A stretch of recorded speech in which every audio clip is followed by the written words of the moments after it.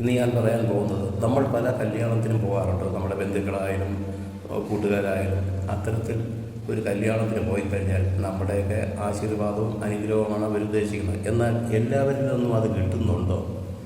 അത്തരത്തിലൊരു കഥയാണ് ഞാൻ പറയാൻ പോകുന്നത്. ഒരിടത്ത് ഒരു കല്യാണത്തിന് പോയി. ഒരു വലിയ ധനികൻ്റെ മകളുടെ കല്യാണമാണ്. അവരുടെ കൂടെ പഠിച്ചിട്ടുള്ള വ്യക്തികളെ എല്ലാവരെയും വിളിച്ചു. എന്നാൽ അതുപോലെ ഒരു ദരിദ്രനും ദൈവവിശ്വാസിയുമായ ഒരു അച്ഛൻ്റെ മകളെയും ആ കല്യാണത്തിന് പങ്കെടുക്കാനിടയായി.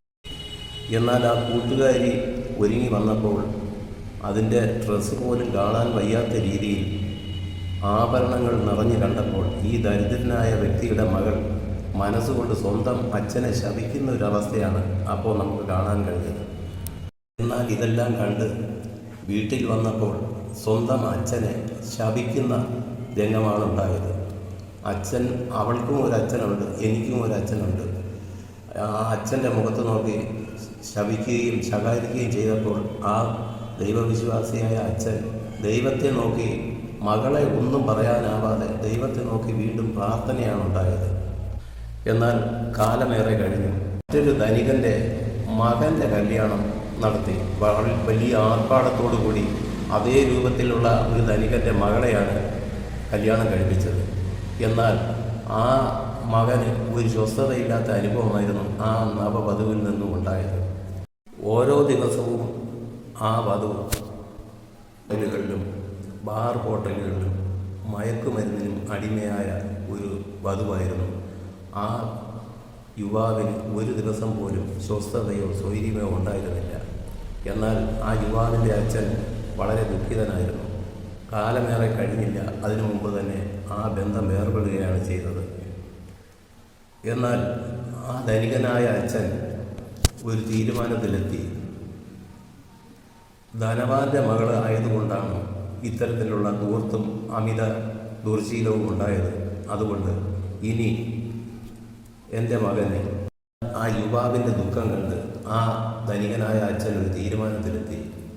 ഇനി പണമോ പദവിയോ ഒന്നുമില്ലാത്ത ദൈവവിശ്വാസമുള്ളതും ദാരിദ്ര്യം അനുഭവിക്കുന്നതുമായ ഒരു കുട്ടിക്ക് മാത്രമേ എൻ്റെ മകന് ഉത്തമയായ ഒരു വധു തിരക്കി.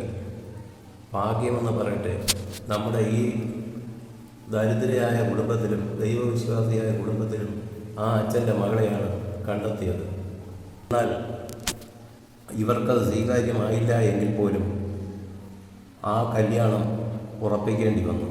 പക്ഷേ വരൻ്റെ അച്ഛന് ഒരു നിർബന്ധം, എൻ്റെ മകൻ കിട്ടുന്ന പെണ്ണ് ഒരു 10 പൈസ പോലും സ്ത്രീധനമോ മറ്റൊന്നും തന്നെ പാടില്ല എന്ന നിർബന്ധമുണ്ടായിരുന്നു. അതുകൊണ്ട് ഒരു കമ്മൽ പൊട്ട് പോലും ഇല്ലാത്ത ഈ ദരിദ്രനായ വ്യക്തിയുടെ മകൾ, ഒരു പൊട്ട് കമ്മൽ പോലും ഇല്ലാത്ത ഈ കുട്ടിക്ക് കല്ലമാലയും കരിവളയും മാത്രമേ സ്വന്തമായിട്ടുണ്ടായിരുന്നുള്ളൂ.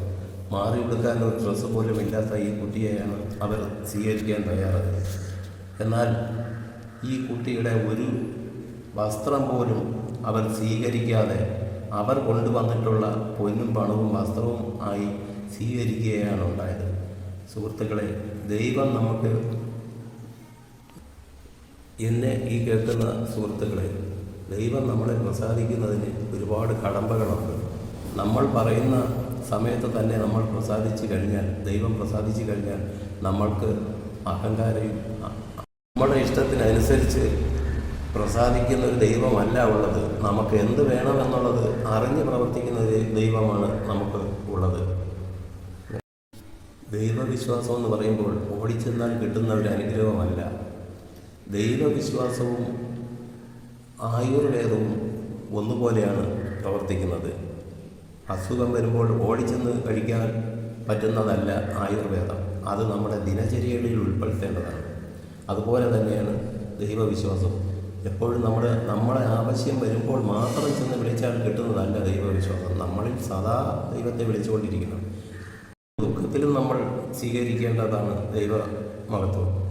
ചാണകത്തിൻ്റെയും മൂത്രത്തിൻ്റെയും ഇടയിൽ നിന്നും നമുക്ക് ശുദ്ധമായ പാൽ ലഭിക്കുന്നത് പോലെ, അല്ലെങ്കിൽ മണ്ണിൻ്റെയും മാലിന്യത്തിൻ്റെയും ഇടയിൽ നിന്നും നമുക്ക് ശുദ്ധമായ കരിക്കിൻ വെള്ളം കുടിക്കാൻ കിട്ടുന്നത് പോലെ, സുഖത്തിൻ്റെയും ദുഃഖത്തിൻ്റെയും ഇടയിൽ നിന്ന് തന്നെയാണ് നമുക്ക് ഈ പോലെ ഒരു ഗ്ലാസ് പാലെടുത്ത് ഒരാളിന് കൊടുക്കുകയാണെങ്കിൽ അതിൽ നിന്നുമാണ് മോര് കിട്ടുന്നതും അതിൽ നിന്നാണ് തൈര് കിട്ടുന്നതും അതിൽ നിന്നാണ് വെണ്ണ കിട്ടുന്നതും എന്ന് പറഞ്ഞാൽ വിശ്വസിക്കുമോ? ആ 3 കാര്യങ്ങളും നമുക്ക് ലഭിക്കണമെങ്കിൽ, ഈ പാലിൽ നിന്ന് ലഭിക്കണമെങ്കിൽ നമ്മൾ കാത്തിരിക്കേണ്ടി വരും എന്നതുപോലെ തന്നെയാണ് നമ്മൾ ഏത് ദുഃഖത്തിലും ഉടനെ വിളിച്ചാൽ കിട്ടുന്നതല്ല ദൈവമകത്ത്. സമാധാനം നമുക്കില്ലാത്തത് കൊണ്ടാണ് നമ്മൾ ഈ ദുഃഖത്തിന് ഹേതുവാകുന്നത്.